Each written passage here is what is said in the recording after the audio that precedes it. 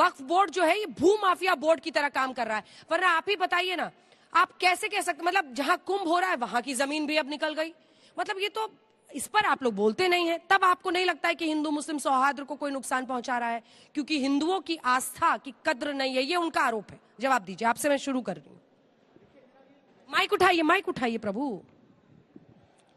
देखिए, जहां तक योगी जी के बयान का ताल्लुक है, या जिसने भी कुंभ के मेले में वक्फ बोर्ड की जमीन की बात की है, पहली बात तो उनको ये सोचना चाहिए था कि जब कुंभ जैसा महापर्व हो रहा है तो जमीन किसकी है किसकी नहीं है, ये इस वक्त सवाल खड़ा नहीं होना चाहिए था। एक धार्मिक काम है, उसको अच्छी तरीके से होते रहना चाहिए था, और जो सहयोग बनता वो करते। तो आपको गुस्सा आ रहा है कि नहीं, मैं ये पूछ रही हूँ ना, जैसे आपको गुस्सा आया था संभल में, मुझे ऐसा गुस्सा नहीं दिख रहा है आज। देखिए, उस दिन तो आपने बड़ी बड़ी बातें कही थी, आज नहीं आ रहा। हमारे गुस्सा होने से अगर मसला हल हो जाए तो मैं भी यहाँ गुस्सा हो जाऊंगा, और अभी मचलना शुरू कर दूंगा। मैं क्या करेंगे? मचलना शुरू कर दूंगा मैं अभी, अगर मेरे गुस्सा होने से कुछ मचलिएगा, ठीक है ना। हाँ। दूसरा, योगी आदित्यनाथ जी एक संवैधानिक पद पर हैं। हाँ। वक्फ बोर्ड की एक हैसियत है कानूनी हिंदुस्तान में, उसको आप भू माफिया नहीं कह सकते।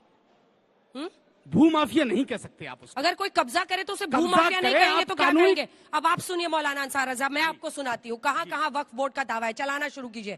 तमिलनाडु के तिरुचिरापल्ली के 1500 साल पुराने मंदिर सहित पूरे गांव पर दावा ठोक दिया। सूरत नगर निगम की बिल्डिंग नहीं छोड़ी, बिल्डिंग पर दावा ठोक दिया।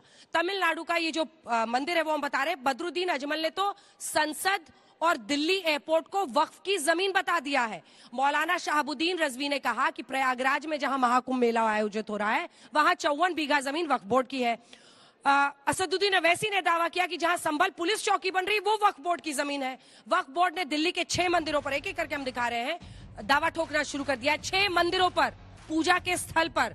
गुजरात वक्फ बोर्ड ने द्वारका में बेट द्वारका के 2 द्वीपों पर भी दावा। अब ये भू माफिया नहीं है तो क्या है, इसका आप जवाब दीजिए। अब सुनिए, इसके बाद मारेंगे, इसके बाद अगर कहीं आपने दावा किया है, फिर अगर मगर, अरे सुन तो लीजिए। हाँ। चाहे पार्लियामेंट की बात कही हो, चाहे कुंभ की बात कही हो, इनसे खबर चलाने से पहले इनसे कहना चाहिए था कागज है तुम्हारे पास, या खाली लाइमलाइट में आकर के ये बात करके हिंदू मुसलमानों में सवाल बिगाड़ रहे हो। चाहे वो ओवैसी हो, चाहे शहाबुद्दीन, कौन है ये मैं तो जानता भी नहीं हूं इनको, कौन है ये आदमी। इनको ये दरगाह से, वक्फ बोर्ड को तो जानते हैं ना, वक्फ बोर्ड की तरफ से जो दावे में हुए वो बता रहे हैं। बदरुद्दीन अजमल ने जिस दिन पार्लियामेंट की बात की थी, सबसे पहले मैंने कहा था भाई क्यों तुमने ये बात कही, क्या प्रूफ है तुम्हारे पास? अच्छा, तो क्या बोले आपको जी? आप जब पूछे तो क्या बोले? अरे जब आपके सवाल का जवाब नहीं देता तो मेरे सवाल का क्या जवाब देंगे वो? तो मैं आप लोगों से, मैं हिंदुस्तान के लोगों से कहना चाहता हूं, मेरे देशवासियों, हम ये कहते हैं वक्फ की जहां जमीन है कानून के हिसाब से आप काम कीजिए। ठीक, भाटी साहब कोई एतराज नहीं। एडवोकेट साहब, ये जो इस तरह के दावे होते हैं, इस मतलब इसका क्या, फिर तो वक्फ बिल में संशोधन सही काम हो रहा है ना? इस तरह से जो अंधाधुंध कहीं कहीं पर दावा ठोका जा रहा है, तो भूमाफिया कहने में क्या गलत है? वैसे आपने अपने इनिशियल रिमार्क्स में वो बात बोल ही दी कि ये वक्फ बिल को वजह से तो नहीं हो रहा है, ये सारी भूमिका जो बनाई जा रही है, ये वक्फ बिल जो लाया जा रहा है, वक्फ अमेंडमेंट बिल, उसी के लिए भूमिका बनाई जा रही है। दरअसल लेके अगर आप रियलिटी चेक करेंगी, जो आप कह रही दावा ठोकना एक अलग चीज होती है, लेकिन वक्फ जितने भी हैं, वक्फ प्रॉपर्टीज जितनी भी हैं, वो सारी गैजेट नोटिफिकेशन के अंदर होती हैं।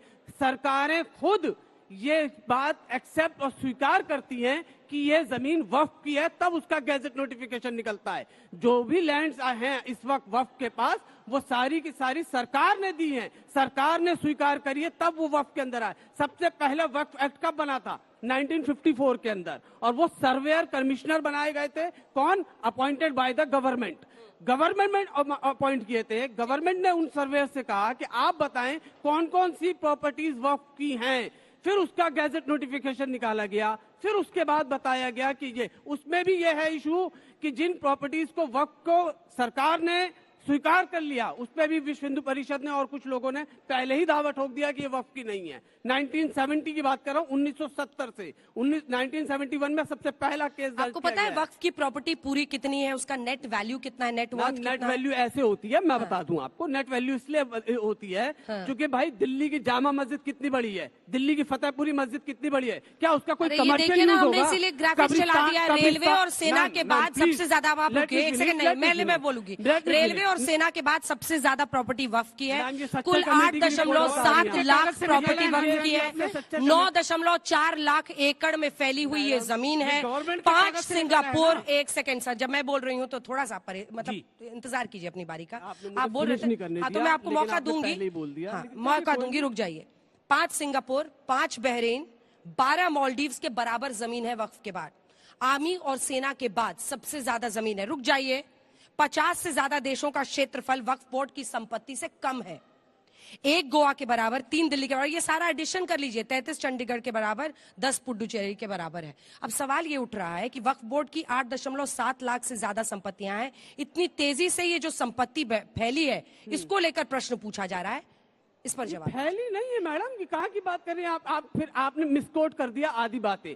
तमिलनाडु के अंदर कितनी वो हैं? मैं अगर काउंटर इसका क्वेश्चन कर दूं आपसे कि तमिलनाडु के अंदर कितने मंदिरों की जमीन है, 9 लाख तो खाली वहीं पर ही है।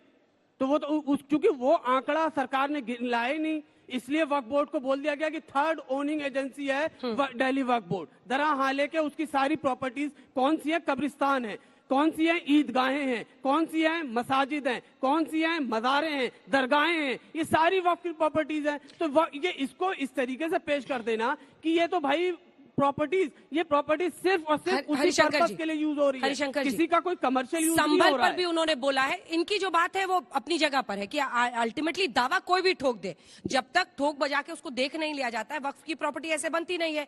और तमाम ऐसे मुसलमान हैं जो वक्फ को अपनी जमीन देते हैं, जैसे सूरत में एक बिल्डिंग में एक अपार्टमेंट ही किसी ने ज़कात में दे दिया, मतलब उन्होंने वक्फ बोर्ड को दान में दे दिया। ऐसे में भू माफिया सबको कह देना कहां तक सही है। और संभल की खुदाई, अब देखिए इस पर तो कोर्ट में मामला चल रहा है, प्लेसेस ऑफ वर्शिप एक्ट चल रहा है, दोनों पर आपका जवाब। देखिए, सच्चाई बड़ी कड़वी होती है, और जब जब मुस्लिम और वक्फ का मामला आता है तो सबको सच्चाई एक तरफ दिखती है। इस देश के 1950 के बाद वक्फ के नाम पर लाखों बीघा जमीन वक्फ वालों ने वक्फ के नाम पर, झूठे वक्फ के नाम पर कब्जा किया है, और इसके एक नहीं हजारों एग्जाम्पल हैं। और जो अभी भाई साहब कह रहे थे, रुक जाइए, बीच मत हो जाइए, मैं बीच बिल्कुल नहीं बोला। जो अभी भाई साहब बोल रहे थे, हाँ, थोड़ा सा माइक और पास कर लीजिए सर, कि वक्फ जो है सब नोटिफाइड होती है। मैं कहता हूं कि बिल्कुल गलत कह रहे हैं। अगर ऐसा कहते हैं तो आज संभल में जो आप क्लेम कर रहे हैं 1920 के एक किसी एग्रीमेंट के ऊपर या डीड के ऊपर, तो भैया क्या बता दीजिए वो रजिस्टर्ड है कहीं? वक्फ के नाम पर दिल्ली से लेके कई जगह कितनी मंदिरों को, पब्लिक प्रॉपर्टी को लगातार कब्जा करते चले जा रहे हैं। आप देख लीजिए, आए दिन कहीं सड़क पर बीचों बीच मजार बन जाती है, रेलवे पुल पर मजार बन जाती है, और सब वक्फ प्रॉपर्टी डिक्लेयर हो जाती है। थोड़ा सा तो ये जो मनमाना, वो क्लियर करना, जो पूरा करने मैं दीजिए, आपकी पूरा करना, हाँ पूरा कीजिए सर, पूरा कीजिए आप। जो मनमाना चल रहा है, हाँ। इस मनमाने पर रोक लगनी चाहिए। और देश की जनता अब जाग चुकी है, और जिस तरह से वक्फ के नाम पर आप प्रॉपर्टी हथियाते चले जा रहे हैं, पूरी की पूरी मंदिर, पब्लिक लैंड सब कब्जा कर लिया। मैं आपको रिकॉर्डेड चीज बता रहा हूँ, वहाँ पर प्रयागराज में चंद्रशेखर आजाद पार्क है, जहाँ संक्षिप्त में बोलना होगा सर, जल्दी से। जहाँ शहीद चंद्रशेखर जी हाँ। की आहुति हुई थी, वहाँ पर आपने मजार बना दी, वहाँ मस्जिद बना रहे थे, ठीक है, तो कोर्ट के आदेश सब टूटी। ठीक है, लग गई। आप बताइए किसने लगा दी?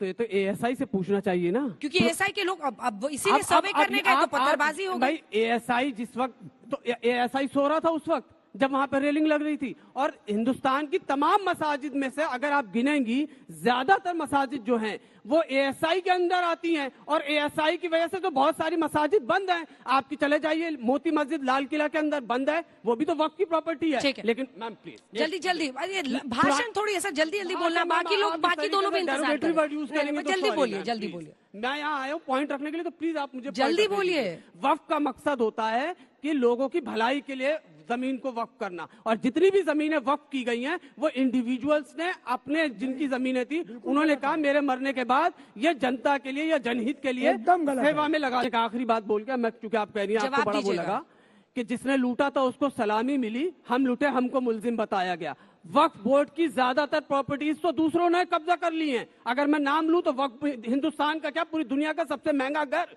किसकी जमीन पे बना हुआ है? ऑन रिकॉर्ड है ये, महाराष्ट्र में, मुंबई के अंदर ऑन रिकॉर्ड है। किसकी जमीन पे बना हुआ है वो? आप बताइए कौन सा, आप बताइए जरा, हम लोग को बताऊंगा, हमें तो नहीं पता। अंतिलिया ऑन रिकॉर्ड है ये, ऑन रिकॉर्ड है ये। अंतिलिया जो है वक्फ बोर्ड की जमीन पे, उसका क्या किया गया? कंपनसेशन दे दिया गया कि हम इसके बदले कहीं और देंगे। 10 लाख रुपए की स्क्वायर फीट की जमीन आप 1000 रुपए स्क्वायर फीट की जमीन कहीं और दे रहे हैं। ये कौन सा लॉजिक हुआ? जवाब दीजिए मौलाना अंसारी। देखिए, अभी जैन साहब ने बहुत अच्छी बात कही। मैं जैन साहब से गुजारिश करूंगा कि आप बहुत अच्छे वकील हैं, आपको सब कुछ पता है किस किस मस्जिद के नीचे मंदिर है, तो मुझे आप 5 जगह बता दीजिए जहां वक्फ बोर्ड ने कब्जा किया हो, गवर्नमेंट को पता ना हो। वो आप मुझे अभी गिनवा दीजिए 5 जगह। मैं आपको 10 जगह बता सर 5 जगह बता दीजिए ना, सब लोगों को बता दीजिए ना। मेरे पास पूरी लिस्ट रखी हुई है, तो दे दीजिए ना सर। आप कहे तो मैं ले जाता, दे दीजिए ना सर। पूरी लिस्ट रखी हुई है। भ्रम फैलाने से क्या मतलब? भ्रम नहीं फैला रहा हूँ, पूरी लिस्ट रखी हुई है। तो दे दीजिए ना सर, जहाँ की जहाँ कब्जा किया गया हो, कब्जा किया गया है उसकी, जहाँ वक्फ बोर्ड वालों ने कब्जा किया हो, वक्फ बोर्ड वालों सर देख लीजिए। आप बुजुर्ग हैं, मैं इज्जत करता हूँ आपकी। मैं भी आपकी इज्जत कर रहा हूँ। हाँ, आप मुझे 5 जगह बता दीजिए जहाँ वक्फ बोर्ड ने जबरदस्ती कब्जा किया हो। जो जगह ना हो वो बताई हो, पूरी लिस्ट आपको दिखाता हूँ कागजों के साथ। नहीं, अभी दीजिए ना सर। माइक थोड़ा पास कीजिए सर। लेके आना चाहिए था सर, आपको लेके आना चाहिए था। पूरी आज का विषय नहीं था, वक्फ बोर्ड का विषय था। आपको बताया गया था कि ये नहीं, मुझे तो ये नूरा कुश्ती लग रही है। एक तरफ कुछ लोग हैं जो मंदिरों मस्जिदों पर दावा कर रहे हैं, मस्जिदों में खुदाई कराना चाहते हैं कि इनके नीचे मंदिर निकलेंगे। दूसरी तरफ कुछ लोग हैं जो मंदिरों पर दावा कर रहे हैं कि वक्फ की जमीन पर बने हुए हैं।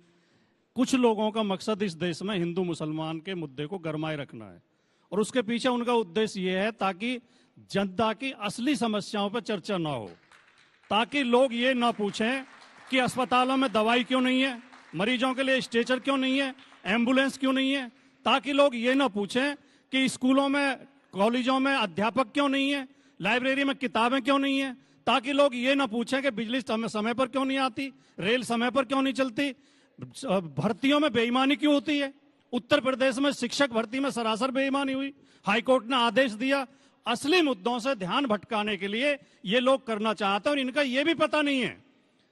कुछ दिन पहले, 1 हफ्ता पहले, अजमेर शरीफ की दरगाह के खिलाफ कोर्ट में अपील डाली गई कि इसकी खुदाई कराई जाए। उसके 1 सप्ताह बाद हमारे प्रधानमंत्री वहां चढ़ाने के लिए चादर भेज रहे हैं। तो ये मुझे इसलिए लगता है कि नूरा कुश्ती है। मैं तो केवल इतना कहना चाहता हूं, किसी भी देश की समृद्धि के लिए, किसी भी देश को मजबूत करने के लिए, किसी भी देश को आगे बढ़ने के लिए उस देश के नागरिकों में प्यार, मोहब्बत और एकता होना बहुत जरूरी है। कृपया इस ताने बाने को नष्ट मत करिए। मैं कहना यह चाहता हूं कि हिंदू और मुस्लिम के एहसासात को मत छेड़िए, अपनी कुर्सी के लिए जज्बात को मत छेड़िए। हम में कोई हूण, कोई शक, कोई मंगोल है, दफन है जो बात, अब उस बात को मत छेड़िए। गलतियां बाबर की थी, जुम्मन का घर फिर क्यों जले। ऐसे नाजुक वक्त में हालात को मत छेड़िए, और छेड़िए एक जंग मिलजुल कर गरीबी के खिलाफ। दोस्त मेरे मजहबी नगबात को मत छेड़िए। तो राजकुमार भाटी